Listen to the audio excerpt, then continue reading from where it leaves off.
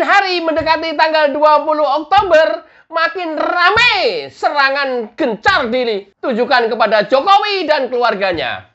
Pastinya itu dari para pembenci. Bagi para pendukung Jokowi selalu melakukan counterpart. Ya, walaupun dikata-katain. Gri, lu nggak capek nyebokin Jokowi? Ya.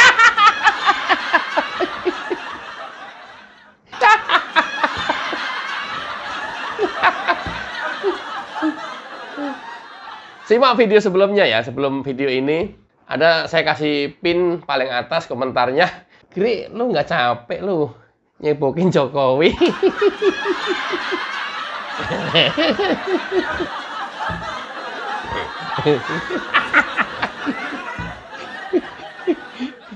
Tobat Gri. Lucu-lucu kadang-kadang. Oke. Asumsi yang paling gampang adalah kenapa banyak pembenci Jokowi? Ada beberapa kategori. Kalau orang-orang elit politik, karena memang persaingan politik.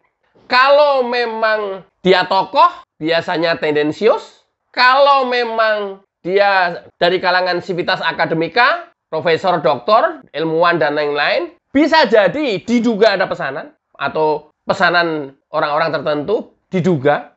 Nah, yang paling parah, rakyat yang ikut-ikutan karena kemakan hoax di media sosial dan media mainstream, ikut-ikutan membenci Jokowi, ini yang paling parah. Karena apa? Yang menciptakan hoax, yang menarasikan Jokowi tidak baik dan lain-lain, pada dasarnya tendensius, oportunis, pragmatis, pesanan pihak tertentu, utamanya asing. Kalah bersaing kalau dari elit politik. Gampang banget dibacanya. Gampang banget dibacanya. Kenapa? Nggak cukup realistis orang-orang macam Amin Rais, Mahfud MD, Rocky Gerung, Din Samsudin, Refli Harun, Faisal Assegaf, Ferry Amsari, Bivitri, Zainal Arifin, Egy Sujana, Said Didu, Fahru Roji, Aib Saifullah, Profesor Kuncoro, Dr. Tifa, Deddy Sitorus, Masinton Pasaribu, Hasto, dan para penyinyir lainnya yang tidak bisa saya sebutkan satu persatu sampai hafal gua.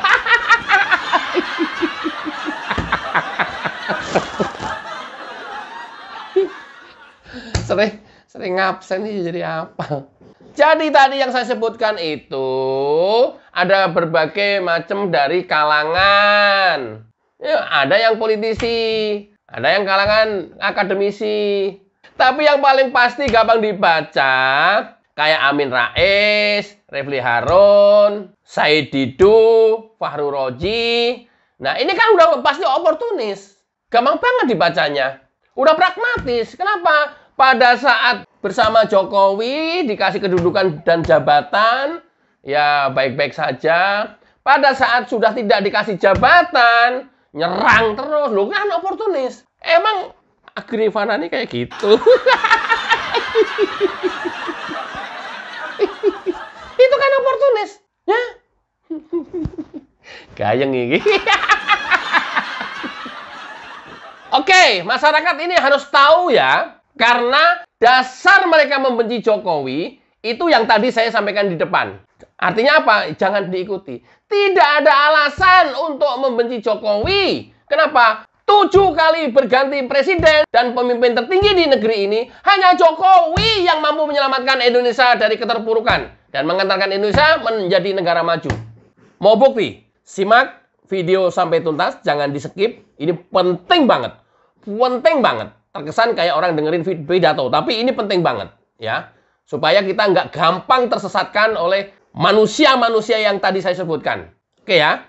Urusan nikel yang sering saya ceritakan, karena ini memang sebuah keberhasilan kita meningkatkan nilai tambah. Nikel, dari bahan mentah, nikel ore, masuk ke NPI, nikel pig iron, masuk lagi ke nikel matte, kemudian masuk ke stainless steel, dan masuk ke turunan-turunan baik garpu, sendok, jarum suntik, dan ratusan turunan lainnya yang ini masih dalam proses semuanya, tetapi Paling tidak, sekarang kita sudah sampai ke stainless steel.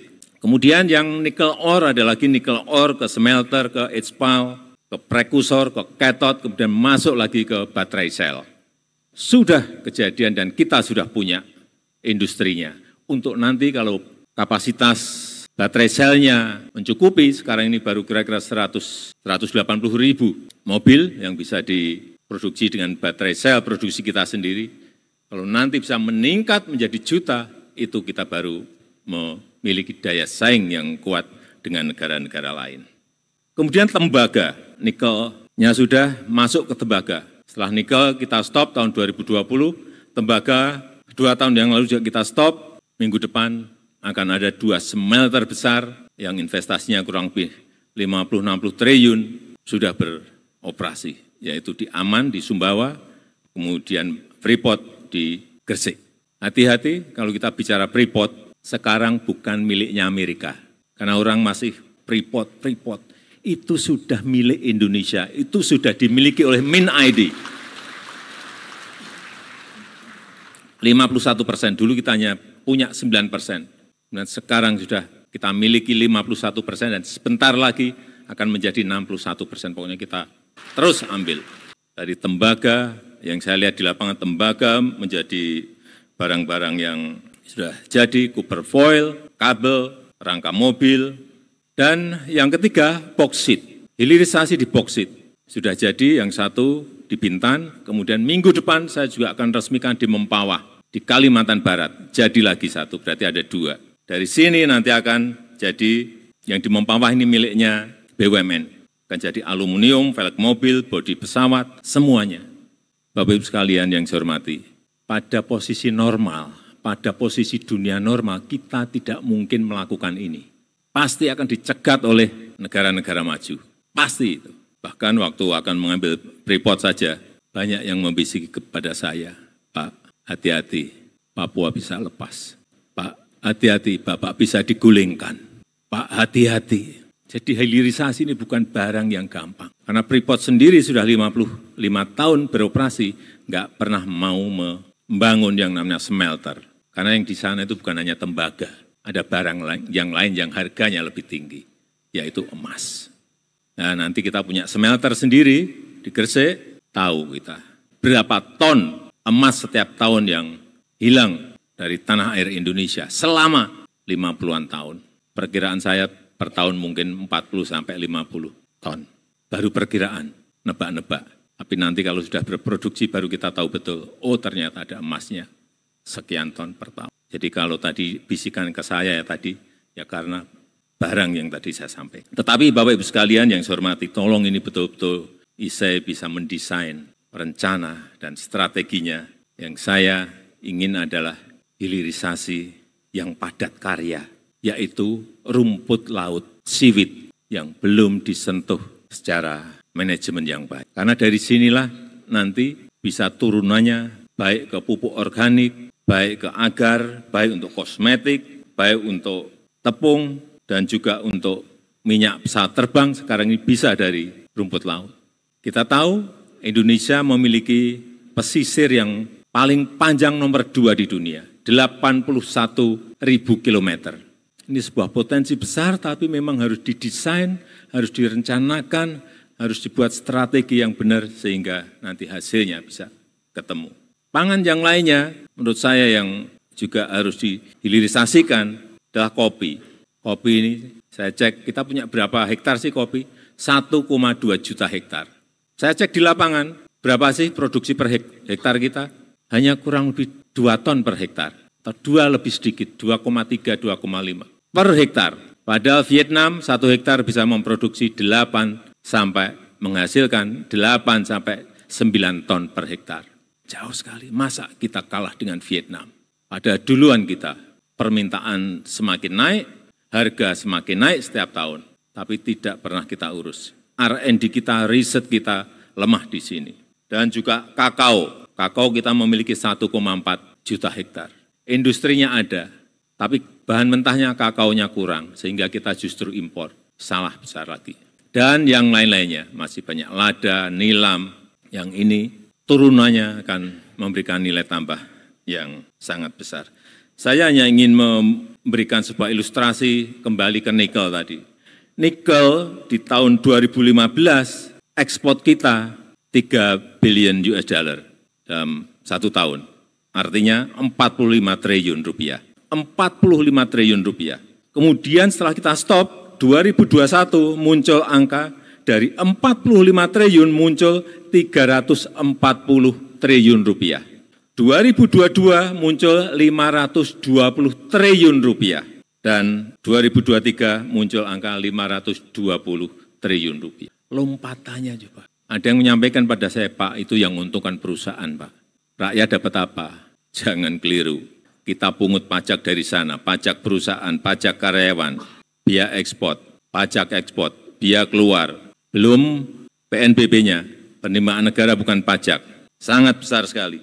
Saya berikan ilustrasi saja untuk minerba, tidak hanya nikel, tapi minerba. Di 2015, penerimaan negara bukan pajak, kita memperoleh 29 triliun rupiah. 2023, kita mendapatkan PNBP-nya 172 triliun. Dari 29 melompat ke 172 triliun. Untuk pajaknya saya belum mendapatkan secara detail.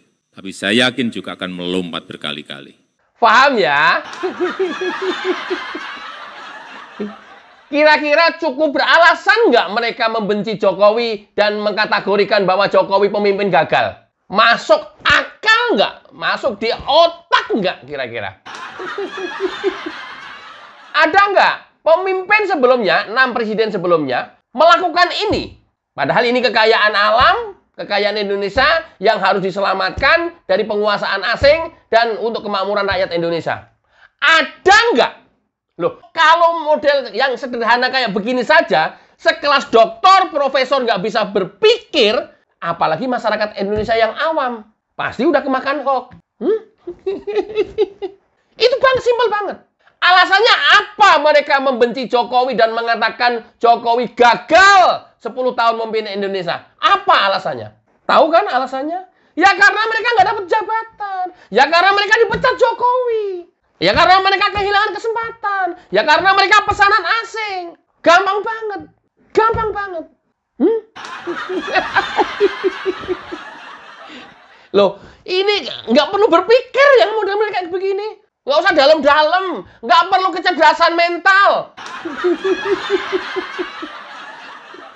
Nggak perlu dokter, nggak perlu profesor untuk bisa memahami ini.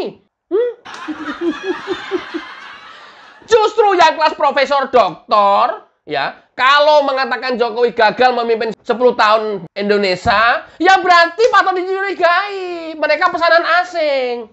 Kenapa? Di-stop semuanya sama Jokowi. Penguasaan energi di Indonesia dari perusahaan asing. Pantas kan? Kalau mereka asing dengan berbagai macam cara untuk bisa menguasai lagi, lewat siapa? Lewat politisi, lewat tokoh bangsa, lewat akademisi, lewat orang-orang yang nyinyir, yang bisa dibayar mau menjelekkan negaranya sendiri, yang dibayar mau menyerang Jokowi terus. Loh, kok bisa ya orang yang membela Jokowi tidak menyerang Jokowi, tapi malah dikatain dapat bayaran berapa lu, Gri?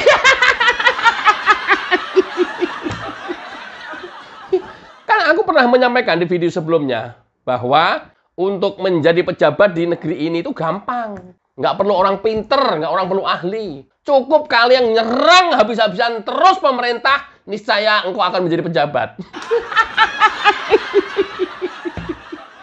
Kok bisa, Gri? Ya bisa lah. Nanti kita lihatin aja kayak Mahfud MD misalnya nih.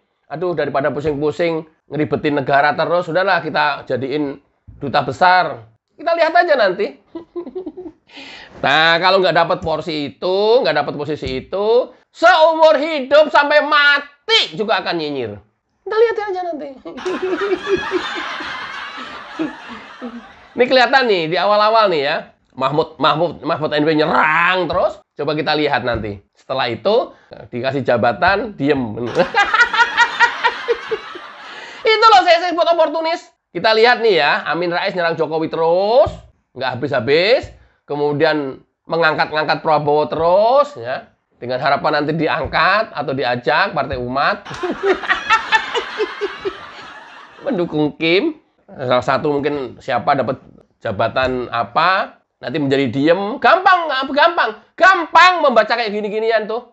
Karena apa? Yang nyinyir-nyinyir itu ya oportunis. Yang nyinyir-nyinyir itu juga pragmatis. Nggak murni karena kebutuhan rakyat. Jauh banget kebutuhan rakyat. Nggak murni, apalagi sampai membela rakyat. Bohong. Mau biar ya. Biar ya. Emang masyarakat bodoh? Ya mungkin bodoh sih, karena kalian profesor, doktor. Tapi kan masyarakat nggak bisa dibodoh-bodohin. Akhirnya apa? Lu yang bodoh.